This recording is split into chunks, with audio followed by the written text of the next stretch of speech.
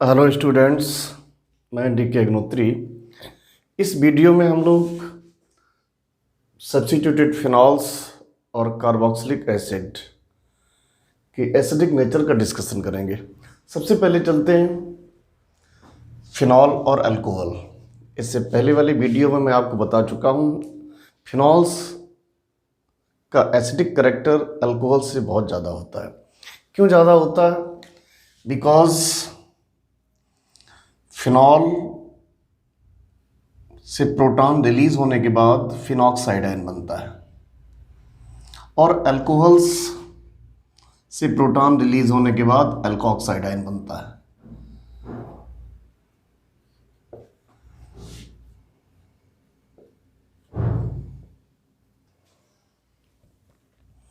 यहाँ phenoxide ion की stability बहुत ज़्यादा है।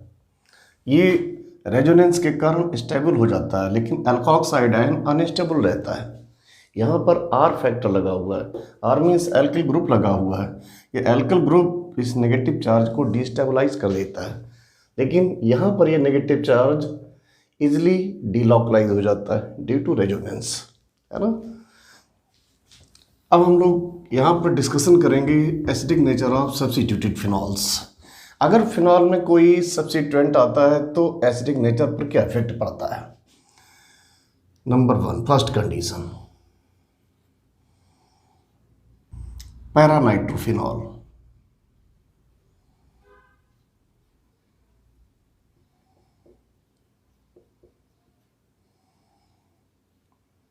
यहां पैरा पोजीशन पर सब्स्टिट्यूएंट एल्डिहाइड ग्रुप लिया हुआ है।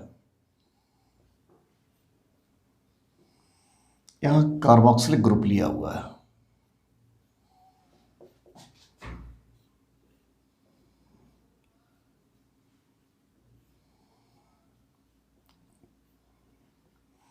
अब इन चारों के एसिडिक करेक्टर को कंपेयर करते हैं। इन चारों से अगर प्रोटॉन रिलीज करते हैं तो आपको फिनॉक्साइड आयन मिलेगा।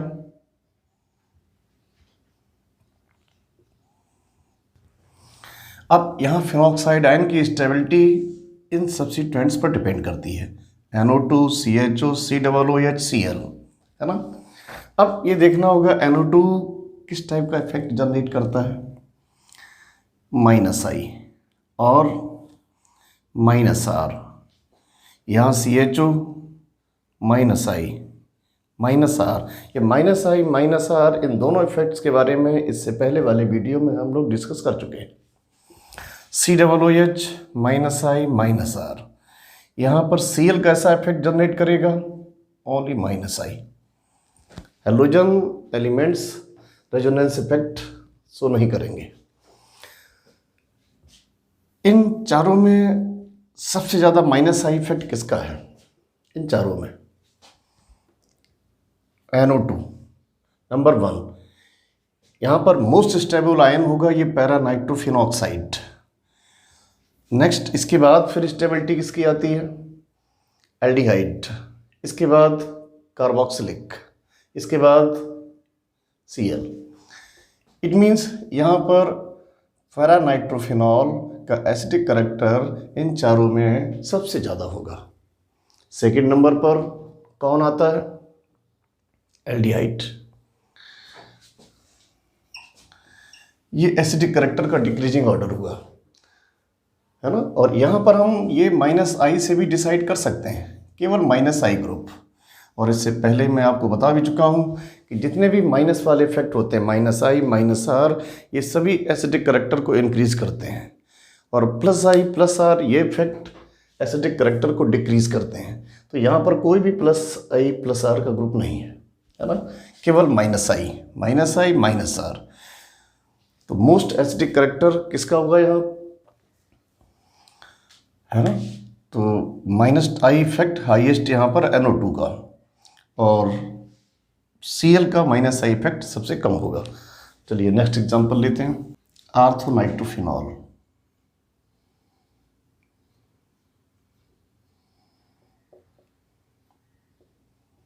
मेटानाइट्रोफिनॉल। देखिए यहाँ पर सब्स्टिट्यूएंट सेम है, नाइट्रो ग्रुप, बट केवल मैंने पोजीशन चेंज किया हुआ है। आर्थोनाइट्रो, मेटानाइट्रो, पैरानाइट्रो।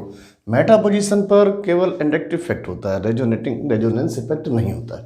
ओके, देखिए यहाँ phenoxide ion stabilized by -I and -R। इस फिनॉक्साइड आयन को दोनों ही फैक्टर स्टेबिलिटी प्रोवाइड कर रहे हैं, -I effect and -R। But in metanitrophenoxide ion यहाँ पर स्टेबिलिटी फैक्टर केवल -I effect, stabilized by only -I। Paranitro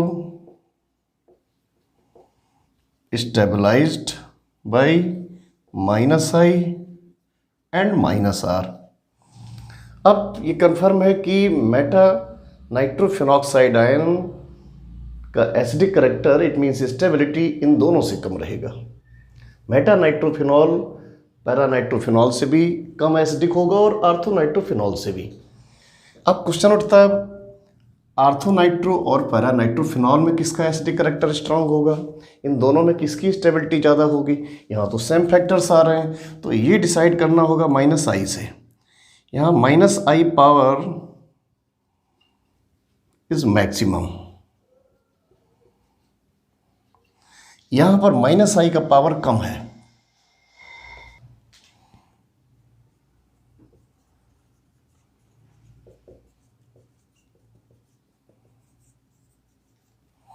यहाँ पर -I पावर मिनिमम है ना।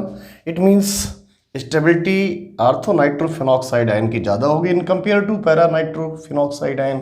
तो इसके अकॉर्डिंग इसका एसिडिक करेक्टर भी इन चारों में सबसे ज़्यादा होना चाहिए। देखिए यहाँ पर नाइट्रो ग्रुप इधर भी और यहाँ पर कोई भी सब्स्टिट्यूएंट नहीं लगा रखा है, इसका मतलब इसका एसिडिक करेक्टर तो फिलहाल इन तीनों से कम आ रहा है। बट इन तीनों में हाईएस्ट इसका होना चाहिए, लेकिन नहीं है ना। एसिडिक नेचर का ऑर्डर क्या आया, ओके देखिए A B C D। यहाँ पर मोस्ट एसिडिक कंपाउंड होगा C, paranitrophenol, then A, then B, at last D। अब ऐसा क्यों हुआ, स्टेबिलिटी तो इसकी ज़्यादा थी, -I पावर यहाँ ज़्यादा था, यहाँ कम था, इसके अकॉर्डिंग स्टेबिलिटी ज़्यादा, एसिडिक नेचर स्ट्रांग होना चाहिए, लेकिन नहीं हुआ। क्यों, यहाँ पर OH और नाइट्रो ये दोनों एक दूसरे के बहुत करीब हैं, आर्थो पोजीशन पर हैं, तो यहाँ पर इंट्रामॉलिक्यूलर हाइड्रोजन बॉन्डिंग होगा। इंट्रामॉलिक्यूलर हाइड्रोजन बॉन्डिंग से इसका एसिडिक करेक्टर डिक्रीज हो जाएगा, है ना। इसलिए यहाँ पर A का एसिडिक करेक्टर C से कम हो गया, अदरवाइज मोस्ट एसिडिक A होना चाहिए था। क्लियर हुआ ना। Intramolecular hydrogen bonding acidic character को डिक्रीज कर देता है, इंट्रामॉलिक्यूलर अंतरणुक हाइड्रोजन बंध।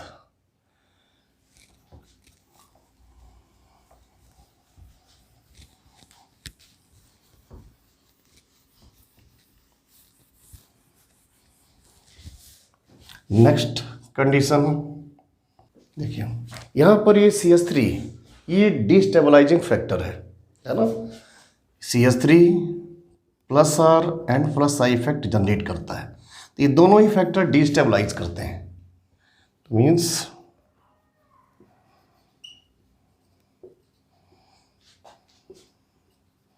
Destabilise by -I and +I and +R। यहाँ पर डिस्टेबलाइज बाई ओनली +I, यहाँ पर stabilized by +R and +I। अब देखिए यहाँ पर कोई भी फैक्टर स्टेबलाइज नहीं कर रहा है, केवल डिस्टेबलाइज कर रहा है। यहाँ पर डिस्टेबलाइजिंग फैक्टर केवल +I है, और आप जानते हैं कि जो इंडक्टिव इफेक्ट होता है ये रेजोनेंस के कंपेयर में वीक होता है ना। रेजोनेंस इफेक्ट स्ट्रांग होता है, तो इन तीनों में सबसे ज़्यादा स्टेबिलिटी होगी इस, है ना, B कंपाउंड की। B मीन्स मेटाक्रिसॉल, है ना, मेटाक्रिसॉल। और सबसे ज़्यादा एसिडिक करेक्टर यानी मोस्ट स्टेबल। इन तीनों में सबसे ज़्यादा स्टेबिलिटी इसकी होगी, क्योंकि यहाँ डिस्टेबलाइजिंग फैक्टर केवल इंडक्टिव इफेक्ट है और यहाँ पर डिस्टेबलाइजिंग फैक्टर 2 हैं, रेजोनेंस एंड इंडक्टिव। बट यहाँ पर plus I power is maximum, क्योंकि CH3 और फिनोलिक ग्रुप के बीच में डिस्टेंस बहुत कम है, आर्थो पोजीशन पर है ना, डिस्टेंस कम है, minus plus I power maximum है। बट यहाँ पर plus I power is minimum, बहुत कम है। तो इसके अकॉर्डिंग यहाँ ये कंफर्म हो गया, इन तीनों में ये मोस्ट स्टेबल हुआ। और इन दोनों में स्टेबिलिटी किसकी ज़्यादा होगी? पैरा सब्स्टिट्यूटेड फिनॉक्साइड आयन, है ना। तो मोस्ट स्टेबल यानी इन तीनों में एसिडिक करैक्टर इसका स्ट्रांग हुआ। अब ए और सी में कौन एसिडिक ज़्यादा होगा? सी, क्योंकि यहाँ पर प्लस आई पावर मिनिमम है और यहाँ प्लस आई पावर मैक्सिमम है। तो यहाँ पर एसिडिक नेचर का ऑर्डर क्या निकला? ए सबसे कम, इसके बाद C, then B. Most acidic B compound हुआ, है ना, मेटाक्रिसॉल। और आर्थोक्रिसॉल सबसे कम एसिडिक। ओके, क्लियर हुआ ना?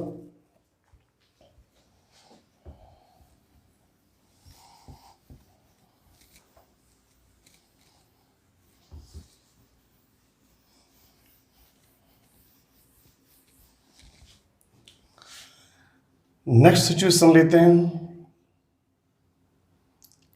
सब्स्टिट्यूएंट की जगह पर हैलोजन एलिमेंट्स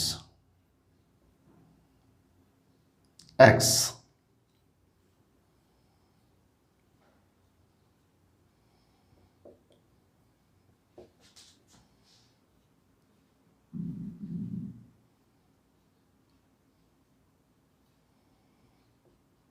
यहाँ पर X is equal to ClBrI, ये केवल इंडक्टिव इफेक्ट जनरेट करेंगे और यहाँ एसिडिक करैक्टर को और फिनॉक्साइड आयन की स्टेबिलिटी को केवल आप इंडक्टिव इफेक्ट से डिसाइड करेंगे।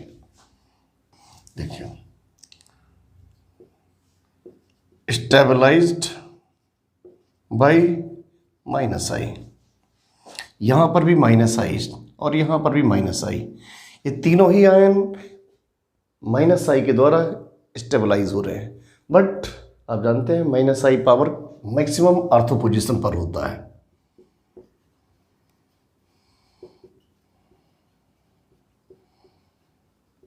और यहाँ पर माइनस आई पावर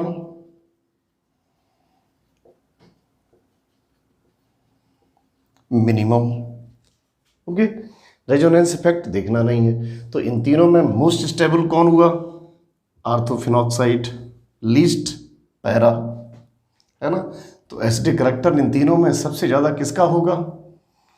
आर्थोहैलोफिनॉल। सबसे कम किसका होगा? Para substituted. ओके, यहाँ पर मैंने फ्लोरीन को नहीं लिया हुआ है क्योंकि फ्लोरीन का बिहेवियर इन तीनों से डिफरेंट होगा। अब मैंने यहाँ फ्लोरीन को लिया हुआ है। अब देखिए, यहाँ पर भी फिनॉक्साइड आयंस मिलेंगे। प्रोटॉन रिलीज होने के बाद फिनॉक्साइड आयन मिला। यहाँ पर भी स्टेबिलिटी फैक्टर केवल इंडक्टिव इफेक्ट ही होगा, ये भी रेजोनेंस इफेक्ट शो नहीं करेगा। Stabilized by minus I only, यहाँ पर भी केवल माइनस आई इफेक्ट ही है जो इसको स्टेबलाइज करेगा और यहाँ पर भी माइनस आई। और आप जान रहे होंगे यहाँ minus I power is maximum और यहाँ पर minus I power is minimum. तो इसके अकॉर्डिंग ये मोस्ट स्टेबल हुआ। तो फिर इसका एसिडिक करैक्टर भी इन तीनों में सबसे ज़्यादा होना चाहिए ना।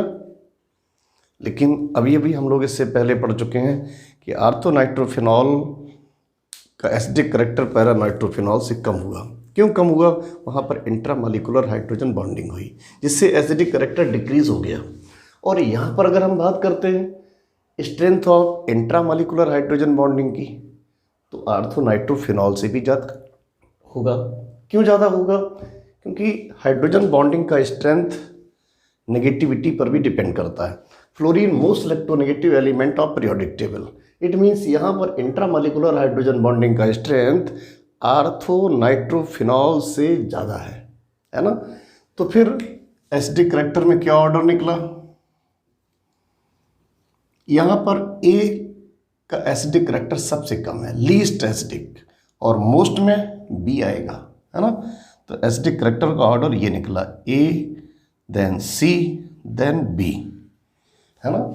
माइनस का इफेक्ट यहाँ भी है, इधर भी है और इधर भी है, बट यहाँ इंट्रामॉलिक्यूलर हाइड्रोजन बॉन्डिंग यानी अंतर अणुक हाइड्रोजन बंध बन जाने के कारण इसका एसिडिक करैक्टर इन तीनों में कम हो गया, सबसे कम हो गया, है ना। Next factor,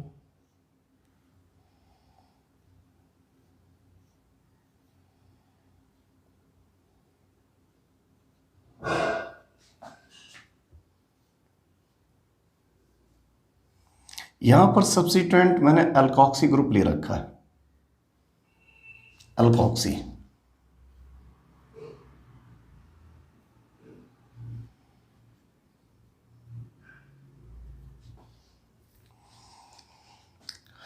ortho alkoxy, Meta alkoxy, para alkoxy, ये भी फिनॉक्साइड आयन जनरेट करेंगे।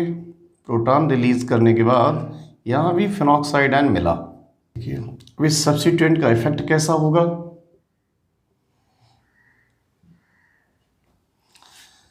यहाँ पर OR अल्कोक्सी ग्रुप माइनस का इफेक्ट शो करता है, और इसके अलावा प्लस R। जितने भी प्लस वाले इफेक्ट होते हैं ये एसिड के नेगेटिव आयन को डिस्टेबलाइज करते हैं और नेगेटिव इफेक्ट स्टेबलाइज करते हैं। तो stabilized by minus I and destabilized by plus R. एक स्टेबलाइजिंग फैक्टर और एक डिस्टेबलाइजिंग फैक्टर है। यहाँ पर stabilized by minus I, meta position पर रेजोनेंस इफेक्ट नहीं होता है, केवल इंडक्टिव। यहाँ पर stabilized by minus I and destabilized by plus R, है ना। अब देखिए इन तीनों में यहाँ पर केवल स्टेबलाइजिंग फैक्टर है, इंडक्टिव इफेक्ट। यहाँ पर स्टेबलाइजिंग के साथ साथ डिस्टेबलाइजिंग, यहाँ पर भी डिस्टेबलाइजिंग, और plus I power is maximum, sorry minus I. यहां पर minus I power is minimum. तो इसके अकॉर्डिंग इन दोनों में स्टेबिलिटी किसकी ज़्यादा होना चाहिए? ए, है ना। इसके बाद फिर नेक्स्ट है ना थर्ड कंपाउंड की। तो फिर मोस्ट स्टेबल कौन हुआ? यहाँ पर केवल स्टेबलाइजिंग फैक्टर ही है, केवल स्टेबलाइजिंग, है ना। इन तीनों में मोस्ट एसिडिक कंपाउंड हुआ ये बी, है ना, क्योंकि यहाँ पर केवल स्टेबलाइजिंग फैक्टर माइनस आई है, केवल स्टेबलाइजिंग फैक्टर है, जबकि इन दोनों में स्टेबलाइजिंग के साथ साथ डिस्टेबलाइजिंग फैक्टर भी है। ओके, तो इस तरह से आप सब्स्टिट्यूटेड फिनॉल्स के एसिडिक करैक्टर को फाइंड कर सकते हैं।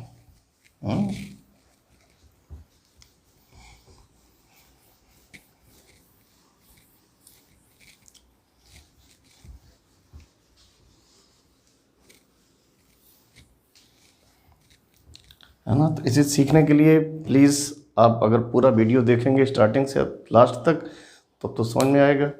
और अगर आपको अच्छा लगता है तो इसको लाइक करें और शेयर अवश्य करें, जिससे आपको भी फ़ायदा और साथ साथ आपसे जुड़े लोगों को भी इसका लाभ मिले, है ना। और साथ में कमेंट भी करें, ओके। सब्सक्राइब करें अगर आप पहली बार देख रहे हो, जिससे मैं आपके लिए और भी इसी टाइप के इंटरेस्टिंग वीडियो ला सकूं। Okay, thank you.